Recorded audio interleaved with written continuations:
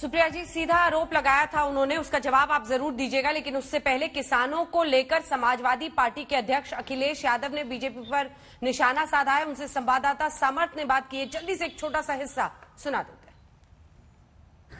कल महापंचायत हुई है, राकेश टिकैत, नरेश टिकैत स्टेज पर आए हैं। समाजवादी पार्टी ने इसको ओवरऑल कैसे देखती है? मैं बधाई देता हूं किसानों को, और लगातार किसान सरकार के खिलाफ बैठे हुए हैं। धरना अभी भी चल रहा है, और इतना किसान कभी अपमानित नहीं हुआ होगा जितना भारतीय जनता पार्टी की सरकार में अपमानित हुआ है। उन्हें आतंकवादी तक कहा गया, और न जाने क्या क्या बातें भारतीय जनता पार्टी के नेताओं ने उन किसानों के लिए कहा। मुझे खुशी है इस बात की कि किसान अभी भी एकजुट है, और वो एकजुट तब तक रहेगा जब तक उनके खिलाफ जो कानून बने हैं वो कानून खत्म न हो जाएं। वहीं समाजवादी पार्टी ने पहले दिन से समर्थन किया किसानों की मांगों को लेकर के, और समाजवादी पार्टी लगातार किसानों के सवाल पर किसानों के समर्थन में खड़ी है। भाजपा के लोग कह रहे हैं कि कुछ एजेंडे वाले लोग हैं जो पूरा एजेंडा चल रहा है उसको लेकर है।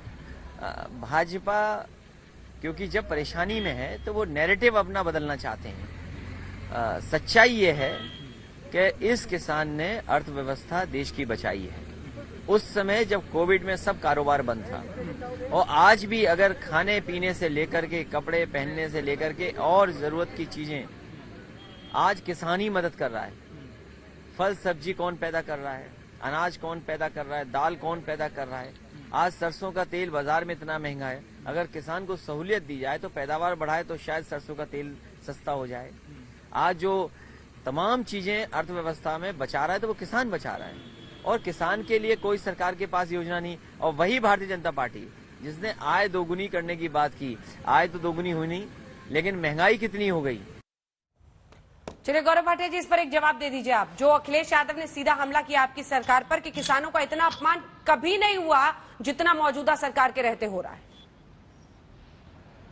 अंजना जी, देखिए, जब मैं अखिलेश जी को सुनता हूं तो मुझे ये लगता है कि ये बधाई यादव तक क्यों सिमट के रह गए हैं, और इनकी याददाश्त तरोताजा जरूर करनी चाहिए। क्योंकि ये भी सच्चाई है कि जब ये सत्ता से निकाले गए थे जनता द्वारा, तो गन्ना किसानों का 35,000 करोड़ रुपए बकाया था, और योगी जी ने रिकॉर्ड भुगतान 1,42,000 करोड़ रुपए गन्ना किसानों का किया है। वो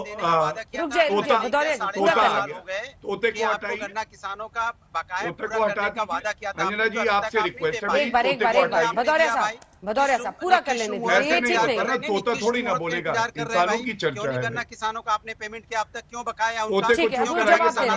जवाब दे रहे, रुक जाइए प्लीज, रुक जाइए प्लीज। जवाब कम देते हैं, व्यक्तिगत हमले ज्यादा करते हैं, जवाब तो है नहीं। सुनिए, और दूसरा प्रश्न आपको मालूम है अंजना जी क्या है? आजम खान जी, इनके बड़े वरिष्ठ नेता है पार्टी के, हजारों किसानों की जमीन हड़प ली, आज भी जेल की सलाखों के पीछे हैं। अगर बधाई यादव, अखिलेश यादव जी को इतना ही प्यार है किसानों से, अब देखिए फिर चोरी, मुर्गी चोरी, प्लीज, किताब चोरी, जिसमें अगर किसी को जेल भेजेंगे बड़ी ऐसे थोड़ी ना, देखिए अच्छा थोड़ी ऐसे नहीं होगा, ऐसे नहीं होगा, लेकिन अपना जवाब भी टॉपिक पे रखे ना सर। आजम खान और आजम खान ने जमीन क्या हड़पी, उस पर नहीं है इशू है। वो कह रहे हैं कि हम किसानों के समर्थन में, एक सेकंड मिस्टर भदौरिया प्लीज, किसानों के समर्थन में है हम। कोई राजनीतिक पार्टी समर्थन करेगी तो आप थोड़ी कह देंगे कि वही पूरा आंदोलन करा रही है। अंजना जी एक मिनट, आपने कहा आजम खान जी ने जमीन हड़प ली किसानों की हजारों करोड़ की, और आज जेल में वो मुद्दा नहीं है, और अखिलेश यादव को उस पर कोई स्टैंड नहीं लेना चाहिए। ये आपकी समझ हो सकती है, मेरी नहीं। लेकिन मैं एक बात जरूर कहूंगा कि ये जरूर हमें पता है कि 14 करोड़ जो किसान और उनके परिवार हैं नरेंद्र मोदी जी के साथ खड़े हैं, तभी उन्होंने रिकॉर्ड उत्पादन किया, सरकार ने रिकॉर्ड खरीद करी, और उसके बाद रिकॉर्ड भुगतान हुआ। और एक बात और कह दूंगा, बात करने पे, रिश्तों में दूरियां कभी इतनी भी मत बढ़ाना कि दरवाजा खुला हो फिर भी खटखटा के अंदर आना पड़े। तो किसानों से 11 दौर की बातचीत हुई है, और यहाँ पे किसान के प्रतिनिधि बैठे हैं। तोमर जी का बयान है, उन्होंने कहा हम बातचीत करते रहेंगे, लेकिन ये बहरूपीय जो किसानों के कंधों से अपनी राजनीतिक बंदूकें साध रहे हैं, ये सफल कभी नहीं होंगे, ये याद रखिएगा। चलिए ठीक है।